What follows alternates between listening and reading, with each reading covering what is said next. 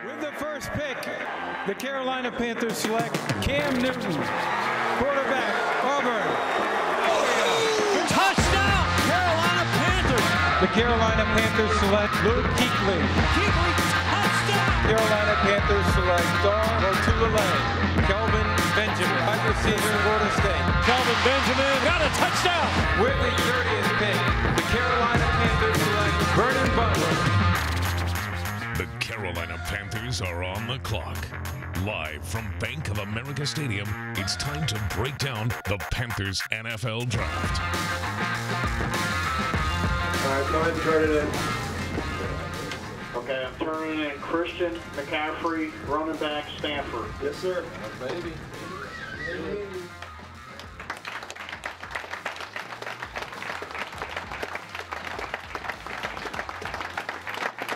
With the 8th pick in the 2017 NFL Draft, the Carolina Panthers have selected Christian McCaffrey, running back. It's okay. Running back, wide receiver, whatever you want. And you hear head coach David Shaw laughing at that running back or wide receiver comment because the 8th overall pick in the NFL Draft, Christian McCaffrey, is just that. Mike, I want to get some of your initial reactions to the Panthers selecting Christian McCaffrey. Well, as you watch the folks in that draft room, it's the culmination of many months and years of work building towards this draft class. And right in the back corner of the room, you saw several coaches who were excited to get their hands on Christian McCaffrey. A lot of folks say, what does he play? Wide receiver, running back? Well, he plays football, and he does it very well. There you see 5'11", 202 pounds. And I will tell you, there are 4 coaches who have to be salivating to have this guy on the roster. Offensive coordinator Mike Shula, running backs coach Jim Skipper, wide receivers coach Lance Taylor, and guys, do not forget special teams coordinator Thomas McGahee, because he will have a chance to have some big plays in the return game, and that's coming up later. I'll show you that. In Christian McCaffrey's conference call that he had with the media, he was asked, when people ask him what position in football does he play, he said, I play football. And John, we've seen some tape on him. He really does. He really does. He's everywhere. You know, in the press conference, Ron Rivera talked about how the Panthers will probably use McCaffrey like he was used at Stanford. He mentioned at running back, he mentioned slot, he mentioned out wide. He actually brought up the word wildcat, I think. So we're going to see Christian McCaffrey everywhere. So let's go into the draft room real quick, because we know this was a tense situation leading up to this moment. We didn't know what was going to happen in the 7 picks before the draft. Gettleman joked a few weeks ago in his press conference that he did not like having the 8th overall pick because of the pressure in having to pay attention so much to what's happening before in those 1 through 7.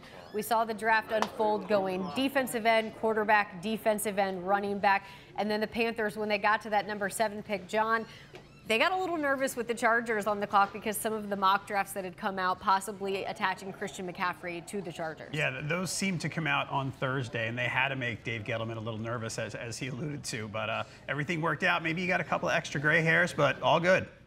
Let's listen to the phone call when Christian McCaffrey became a Panther. I'm doing great. I got a guy here who wants to talk to you, Coach Rivera. Hold on 1 second. Christian, how you doing? Going great. A little nervous right now, just trying to make sure everything falls into place. Well, good. Listen, keep watching. We're going to put your name in, and you're going to be our guy, all right? Hey, we're fired up, man. We were so freaking happy. Here's Coach Shula. He wants to say hi. Hold on. Hey, bud. How you doing? Boys, let's roll, huh? We got big plans for you, and I know you're going to help. Yeah, you're going to make us better, and right away. And I know how we know all about you. We know how you work. We know what the game means to you, and we got to score a bunch of touchdowns now, right? Get that ball in that end zone. Yeah, you and Cam are going to be a great combination. There is no doubt, as Shula just said, that Cam and Christian McCaffrey will be a great combination. And John, I want to go to you first. When you hear that, the coaches, what they're saying, and you know the kind of talent that Christian McCaffrey is, what is kind of some of your reactions? It's going to be so interesting because even though look, he doesn't get enough credit for being a good traditional running back. I mean, he carried the ball a ton at Stanford, but he doesn't fit a mold, you know? Like he said, like the coaches said, like Gettleman said, he just, you're going to see this player, and every time you look on the field, you're going to see him in a different place. Maybe not every time, but a lot. And it's going to be a little unusual, but it's going to be fun to watch. And for Shula, it's got to be, he's like a kid in a candy store. He's going to say, what am I going to do with this guy now? And you just said he doesn't really fit in a mold. And that's kind of, Mike, what this Panthers offense has kind of banked on for so many years. Cam Newton not living in a mold like a stereotypical quarterback. What do you think about that? Well, anytime you go into a game and you have a game plan, you want to give a defensive coordinator a lot of different things to work on during the week. And what we've seen teams develop in the slot, when you have a player in that slot, that's a good matchup for the offense, because if a safety comes down, he may not be fast enough to cover that slot receiver. And certainly if a linebacker goes out to cover that slot, that's a mismatch as well. So you can move him in different places. And once again, when teams look at your offense run out on the field, they're wondering, are we looking at 21 personnel? Are we looking at 10 personnel, 11 personnel? They're not really sure because of the flexibility. So we know the Panthers got the guy that they were after. Some other teams, John, you saw how this draft unfolded. It was wild to begin with. We saw a couple trades.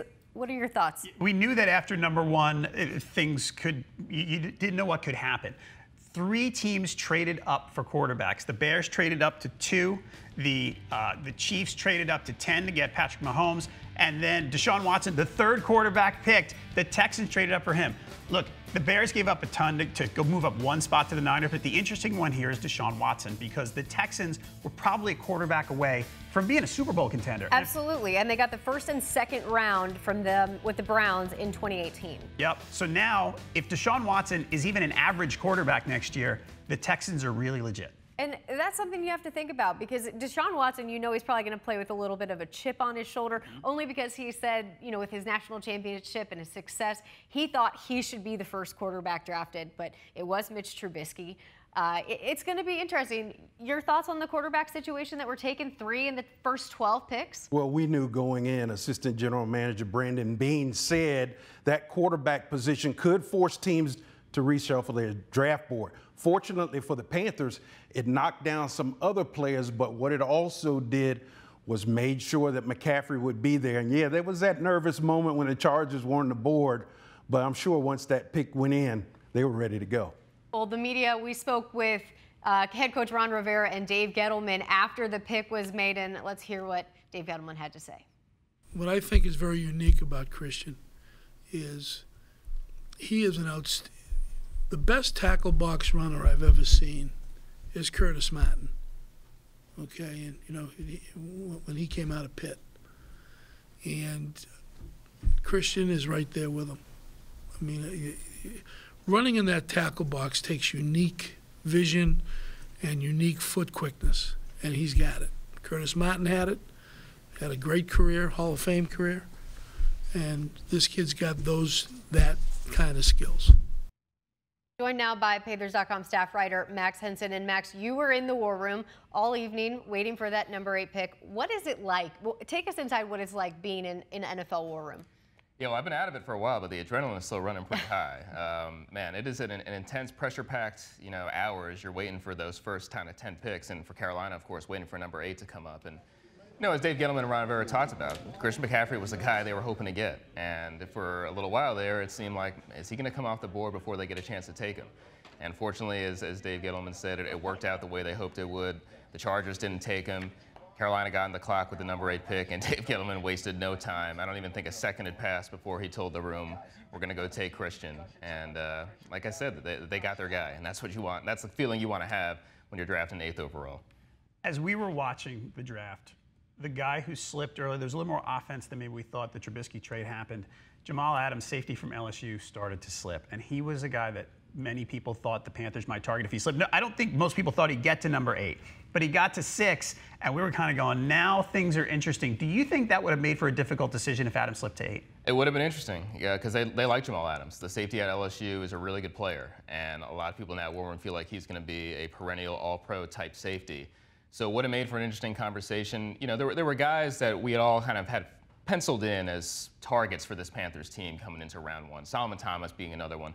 He went off the board pretty early, so you crossed him off. Leonard Fournette, of course, was another target at running back. He went off the board pretty early as well. Jamal Adams did stick around, to John's point, and had he maybe still been on the board at 8, maybe there's a conversation there.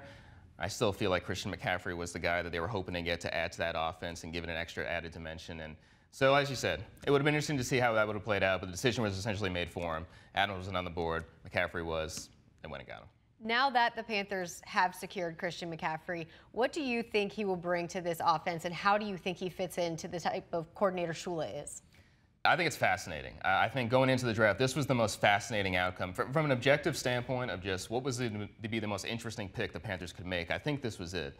Because as John said earlier in the show, you just can use him in so many different ways. And as Mike Shula, the smile on his face, Jim Skipper and Lance Taylor, all these different coaches are going to try to find ways to create matchup problems for opposing defenses. Dave Gettleman talked about it in his press conference as well. This is a rare combination of a player who can work between the tackles as a running back and has those kind of instincts, and then can also catch the ball as naturally as he does, not only in the screen game, the short passing game, but running routes from that slot position. So really, it's up to this coaching staff to get the most out of this talent because there's so much there. And if they do that, I think they're going to create a ton of problems for opposing defenses, and really that's the goal here, is to make this offense as hard to stop as possible. Do you think we're going to see Stewart and McCaffrey on the field quite a bit together? I guess we're going to find out. I mean, we're only hours into this, so it's hard to say exactly what we're going to see. But you know, that'd be a tough thing for defenses to have to stare down, the possibility of that. You haven't seen the playbook yet to know how I've seen a lot tonight, guys, but I can't say I've seen the playbook just yet. I think they're working on it. But yeah, man, Jonathan Stewart, Christian McCaffrey coming at you as your defense, a little thunder lightning combo. Good luck. Speaking of playbook, Mike Craft will be on the big board when we return after the quick break, looking why McCaffrey can run, catch, and pass.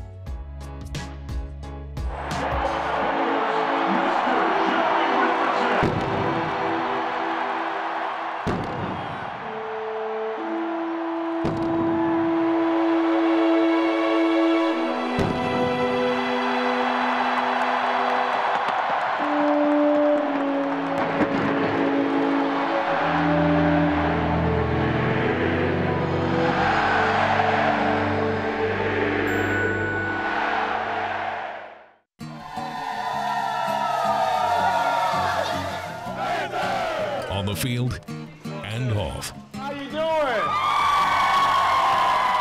Your Carolina Panthers in the community.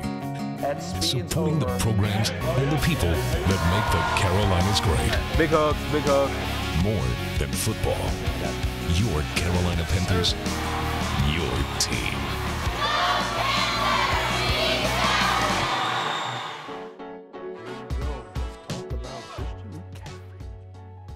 That's what we're going to do. Talk about the newest toy that offensive coordinator Mike Shula has. Let's go right to the video. And you talked about this, John, about using him between the tackles. Here we go. Look at the first round pick of the Panthers. Boy, he had some pretty good stats there. 1,600 yards, 13 touchdowns, and he did it in so many ways. And in 2015, I mean, he was all over the place, breaking the record for all-purpose yards. Let's look right now at one of the plays. I want to get right to it. We're talking about power here. And when we talk about McCaffrey, let's talk about him first in the backfield. And guys, one thing we know from his time at Stanford, he was able to play in a power offense because that's what they did. Look at this play, a power play with the guards pulling. And one thing I like about him is his ability to set up blocks downfield. We talk about the eyes of a football player. This guy has great eyes. He's able to pick up defenders and set them up, fake, and get the extra yards. You'll see it here on this play. Let me draw it up first. The guards are going to pull. One is going to seal here. The other one's going to come seal. He's going to get this on a power run, and then he's going to set up the defense. So roll it forward. Love plays like this. And here again, doesn't look like your typical running back, but this is what he did very well. We stop him right here, and look, he's already scanning the perimeter, seeing where players are coming from, sees the defender there, and with a slight move, go ahead and roll him forward, boom, he gets extra yards, sets up his blocking downfield, and has a big gain. Now we talk about him in sets, and you just talked about him pairing with Jonathan Stewart. I want to talk about him pairing with Greg Olsen, because you look at a package like this. Let me project forward. Here he is right here in the slot. Now, this could be one of the formations that offensive coordinator Mike Shula will use, and just imagine for a second that this number 9 right here is wearing number 88, okay? Now the defense has to account for these offensive players on the outside. You got your split end, you got McCaffrey at slot, and you have a player here who's a big question mark for the defense, and they have to adjust on the run. Here, Stanford throws a bubble screen to McCaffrey. A short gain thrown behind the line of scrimmage, but he gets upfield and makes a positive, and we talk about that was 1st and 10. Now you're talking about being in 2nd and short. Can we just talk about how wide receivers coach Lance Taylor, his former running backs coach at Stanford, all of the offensive stuff, how exciting. I mean, they're probably kids on Christmas right now grinning with all of the things they can do with him to make defenses just absolutely baffled. Well, offensive coaches have these whiteboards in their office. They're probably in there right now, drawing up all these different formations and getting McCaffrey on the board. And you guys talk about, what does that do for Jonathan Stewart? What does it do for Cam Newton? One, it's another guy they have to prepare for and they have to get eyes on. Let's take a look at this. This is what he will do in the return game. And I love this play. Go ahead and roll it forward, because I guarantee you I'm not going to run with this one to guys like last night.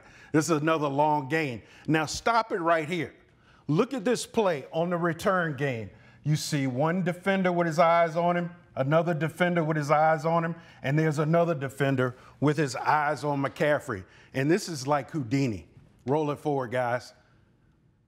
That's a tackle, and it's 1st and 10 from the 5-yard line. But somehow he gets out of it, and he is off to the races. Now you see me, now you don't. That is the type of play that special teams coordinator Thomas McGahee is waiting to see right here on the field at Bank of America Stadium, because he gives it to you in so many ways, and that's a big thing, especially with Ted Ginn making that exit and going down to New Orleans. So we were talking about what this does to opposing defenses. What do you think it does? Do you think it makes them say, you know, what kind of personnel do you think a presence like this forces a defense to sort of default to, because they can't match up so easily because McCaffrey's going to do something different on every play? Well, not just match up, but also figure out what the Panthers are in. Because a lot of times offenses, when they come on the field, you know, the defensive coordinator says, okay, they're 12 personnel. Well, when he's on the field, you can count it any different way. Instead of 21 personnel, you can look at it, it could be 10 personnel. That means you got 3 wide receivers and one running back.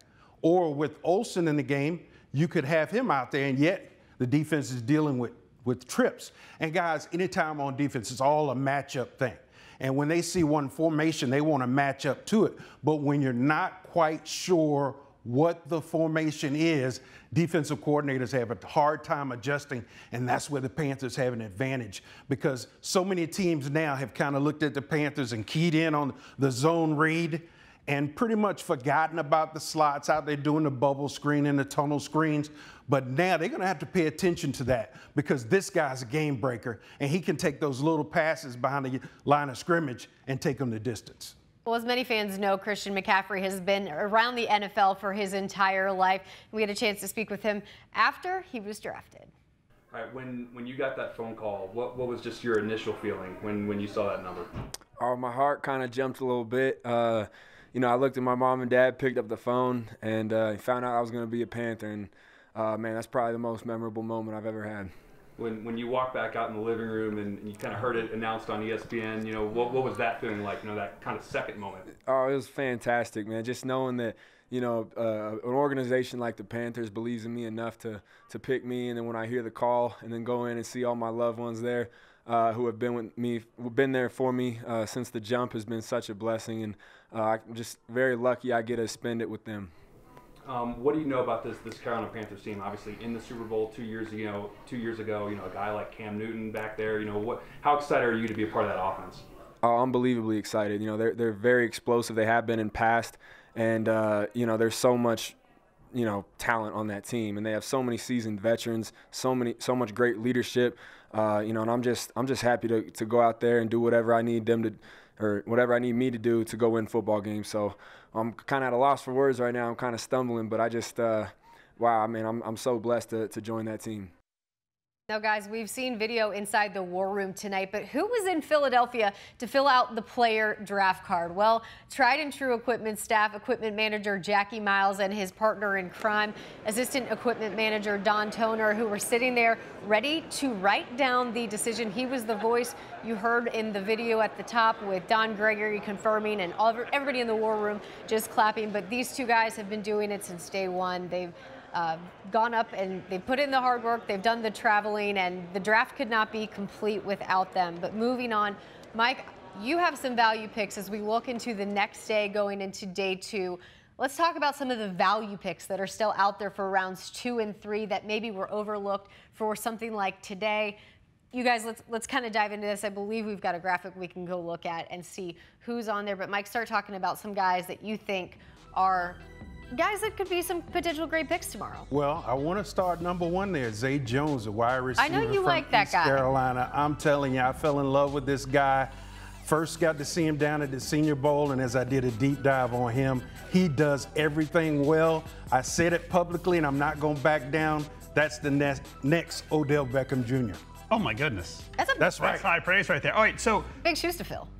Back to the versatility we talked about. Do you think Christian McCaffrey's ability to play in multiple places makes it less likely that the Panthers would go after a slot receiver type?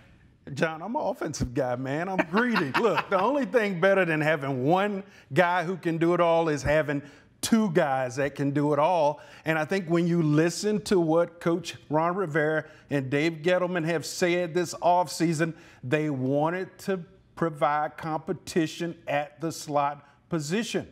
So now, if you have another chance to do that, look at the competition there, and plus you're adding dynamic players to the offense and making yourself less predictable. And we saw in your value picks your guy Samaje Perine, who you like. You said yesterday he was one of your top 5 picks, so another guy who's out there. I think he got knocked down a little bit because his teammate had a great season. But go back to his freshman year, this guy ran for 427 yards, and you see him on that list, and they have him rated, I think, pull that list up, guys, I think they had him rated as a 3rd or 4th rounder in many of those pre-draft. There you see him down there. And I'll tell you what, look through that list. Antonio Garcia, another good offensive lineman out of Troy. If you can pick him up in the 3rd round, he provides value. 4th round, Brad Kaya, a quarterback I like, and I tell you why, very verbal. He played in a great offense down there. And there's another guy in that 5th round, Ben Boulware. I love this guy. On Clemson, linebacker, led him to the national championship. You know who he likes, guys? Who? Luke Kuechly. Oh, well. He's a Luke Kuechly fan. He's fine with us then. Oh, yeah. He said it publicly. I'll tell you, he said it. Guy who's not on that list, by the way, who ended up slipping out of the 1st round, Cam Robinson from Alabama, offensive tackle. We might want to watch for that one. Add him to my list. Yeah, add him definitely to your list. I know you're going to like him. It was a little shocking to see him go out of the 1st round, to be completely honest. But we're going to move on from this right now and take some fan questions. We said we would do it last night. We're going to give away a hat, John. What are some of the fans saying? Well, let's go right up top here. The one I want to look at, Chris Smith. We were talked about something before. He echoed the same thing. Said he was speaking with someone. We both thought it might be fun to see both Stu and CMC. I love the CMC, by the way. We're Run hashtag CMC. it, everything. Yep. Stu and CMC with Cam in formation. So let's hope, and we hope the same thing, because that's going to be a lot of fun to watch. Chris Smith, you're going to get one of these hats. We're going to ship it out to you. Thanks a lot. You know how you can get to that? I mean, when you're in a 2x2 set and he's out there as a wide receiver, you can do an orbit motion, bring him over top of the formation, and then you're basically in pistol. That's a formation. We'll work on that tonight, guys, after the show. Well, Shula's not going to sleep tonight. No. I don't think any of the coaches or Dave Gettleman are going to sleep tonight. They've got a busy day as they gear up for rounds 2 and 3 of the NFL draft. And former Panther great Travell Wharton will be in Philadelphia announcing the number 2 pick. I know he's got to be so excited about this. But let's hear what he had to say about it. I'm very excited to go out here and be a part of the draft process. My first NFL draft, and just being a representative of the Carolina Panthers. I'm very excited. I was going to say, how honored were you for the team to ask you to do this? It's an honor. It's an honor. You know, being from South Carolina and playing my whole career with the Panthers and being asked to come and be a part of this is truly an honor. Now, being on that staff now as offensive line assistant coach, if that card comes in, it's not an offensive lineman, you're going to maybe want to change it? I'm not touching that. I think the guys upstairs and the coaching staff and the scouting department do a great job of picking great players every year. It's exciting just to see the new addition to the organization, and I'm there to welcome him or in the building, man. He's going to really enjoy this team. You guys, tomorrow is going to be a busy day, rounds 2 and 3. Any early predictions for where the Panthers could go?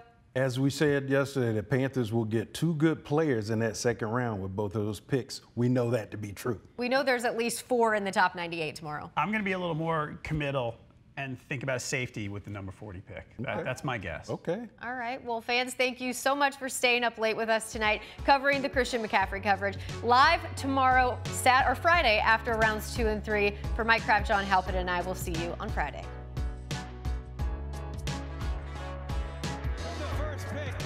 The Carolina Panthers select Cam Newton, quarterback, Auburn. Touchdown, Carolina Panthers! The Carolina Panthers select Luke Kuechly. Kuechly, touchdown! Carolina Panthers select Dar Lotulelei, Kelvin Benjamin, wide receiver, Florida State. Kelvin Benjamin got a touchdown! With the 30th pick, the Carolina Panthers select Vernon Butler. The Carolina Panthers are on the clock. Live from Bank of America Stadium, it's time to break down the Panthers NFL Draft.